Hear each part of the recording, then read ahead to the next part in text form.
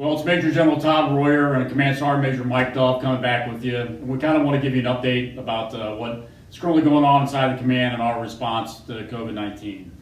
As I think all of you understand, it's a very fluid situation and things are still changing rapidly, and so we want to make sure that we're responding accordingly.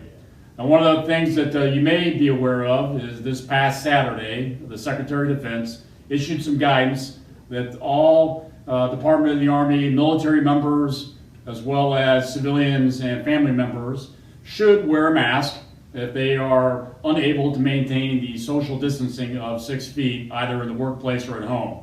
So we kind of want to go through a couple things about mask options. Sergeant Major, what do you got? Sir, good morning. So one of the things that the Sergeant Major of the Army sent out yesterday through his messaging was a field expedient method of using a t-shirt where you can cut off the bottom of your t-shirt. So this is one that I cut off this morning.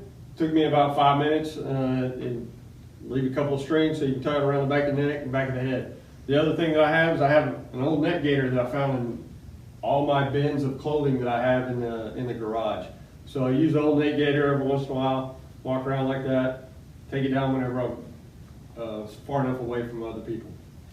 Yeah, so a lot of different options out there. Obviously, some other homemade options. You can go with a camouflaged option, right? There's done. But the one thing that the Department of the Army has come back and said is I want to make sure that they're neutral in color or a camouflage pattern that would go with the uniform. So my favorite Monday mask, you can't use that one based off of what's printed on it.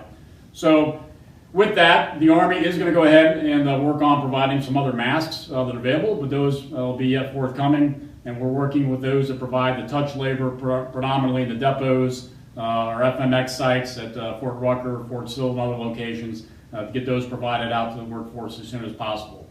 The one thing, of course, we don't want to do is we don't want to go out and get any of the medical grade masks and take those away from the first responders. So now that many of you are either under shelter in place or stay-at-home orders besides going to work or teleworking at home, probably brings up the question of, hey, how can you keep yourself busy? So, Sergeant Major, I know you've got a teenage daughter. What are you all doing at home? Yes, sir. So a couple of things that we're doing at home. My wife is actually teaching her how to cook. So a couple weekends ago, we had biscuits and gravy, and my wife was teaching her how to make the gravy. And being from Texas, making gravy is a life learning event. The other thing is I'm working with her with her homework. Sometimes we're teaching long division, the long way. The other things that I'm doing, she is a teenager and she's getting ready to learn how to drive. So since there's reduced traffic on the roads in different areas, then I'll go find a place that I can let her out and try not to mess up my truck. Well, yeah, definitely got some opportunities there to get out and do things with your family.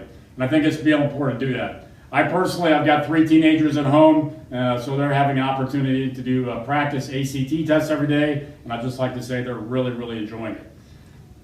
Yeah, okay. Past that, social distancing, that's kind of the catchphrase we all understand, but the reality is we want you to be social, we want you to maintain contact with your leadership and supervisors. We just want to make sure that you have that physical distancing that's out there, and of course follow all the guidelines. There's a couple other things you can also do you might be able to take part of, and whether that's some of the mandatory training for the year, get that knocked out. Maybe it's that project that we've been putting off for quite a while.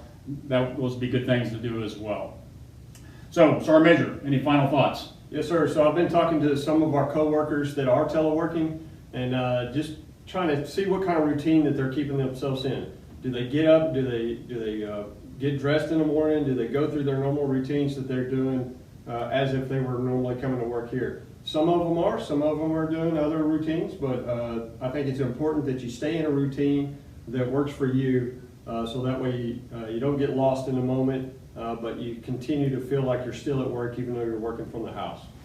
It's really well said, Sergeant Major. So just a couple final thoughts for myself.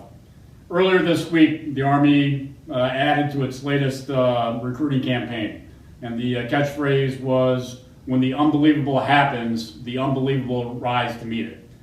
And I think that that's truly actually the case, right? We want those unbelievable folks coming into our Army to do that.